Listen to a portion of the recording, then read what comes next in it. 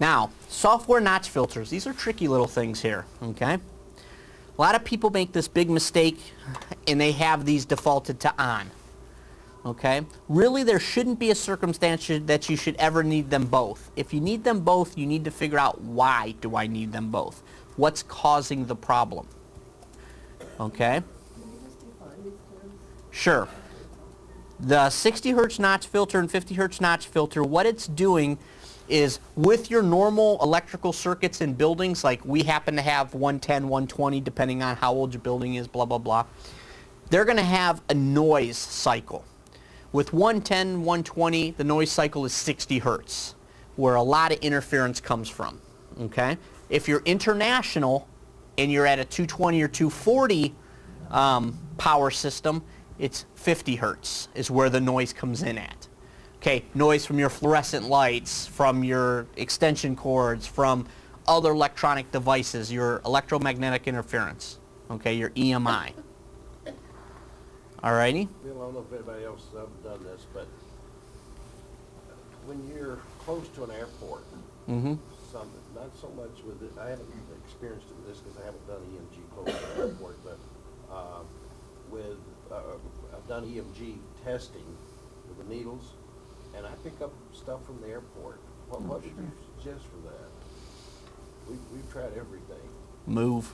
Move, that's what we do. It's one of those scenarios, and I can give you quite a few examples of horror stories when it comes to EMI. We've had scenarios where somebody would call us and they have two offices. They have a device at their regular office. It's easy as can be to get a clean signal. They don't have any issues whatsoever.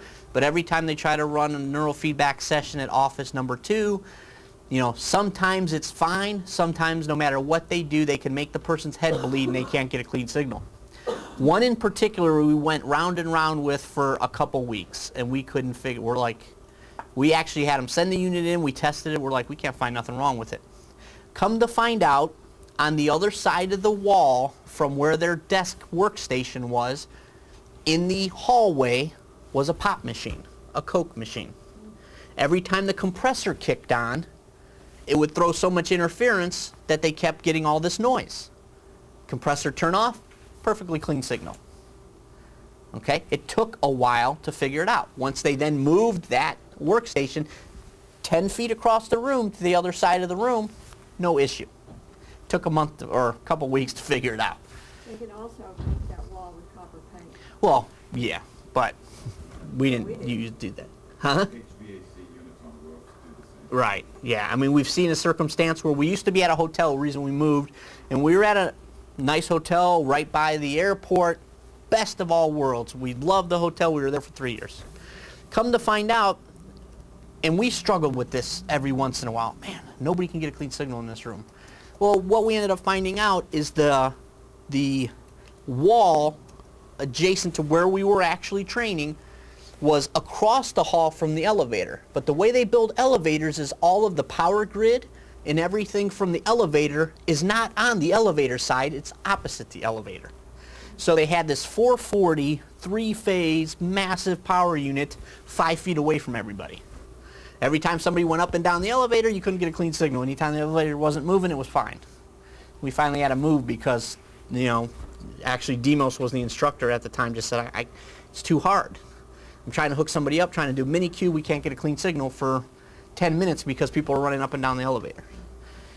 Sometimes you have a situation that it's out of your control, you have to find an alternative solution. Now, the drawback is the newer equipment more sensitive. Some people go, well, I didn't have problems with my such and such. Well, technology is advanced. Amplifiers are much more sensitive. The problem with that is they're also much more sensitive to interference because they're trying to pick up every little thing they can find.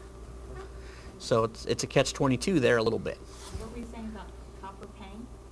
You can paint the walls with copper paint and it'll Shield it. And it's really worth it rather than hassle with it. That's why the FDA picked up my first lexicon.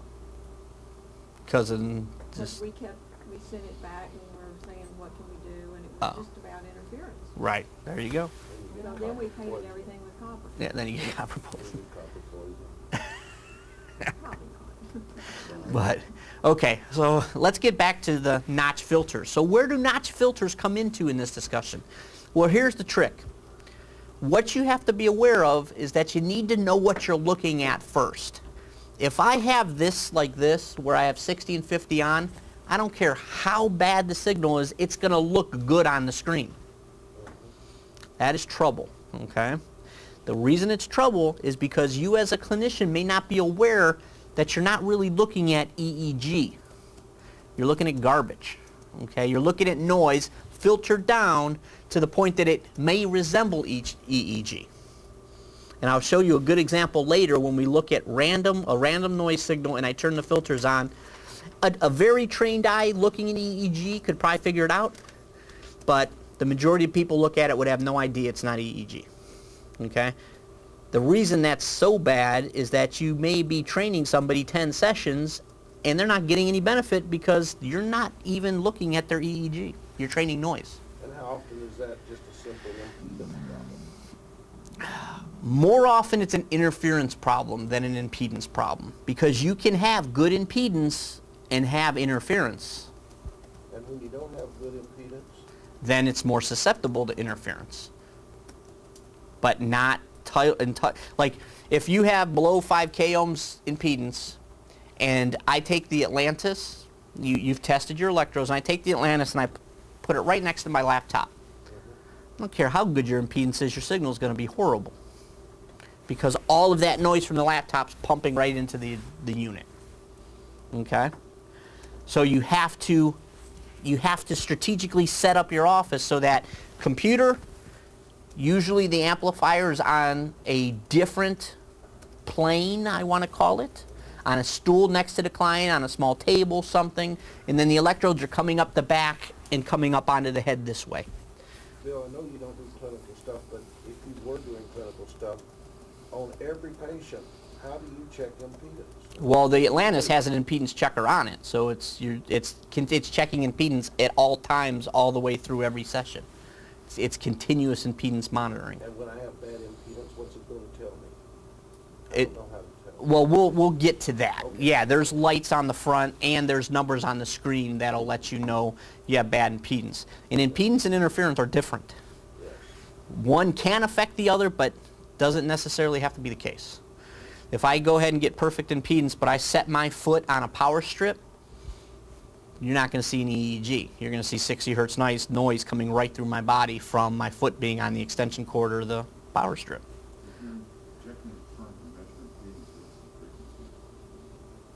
Say again, I'm sorry? You have to inject a current to measure impedance, so what's the frequency of the current?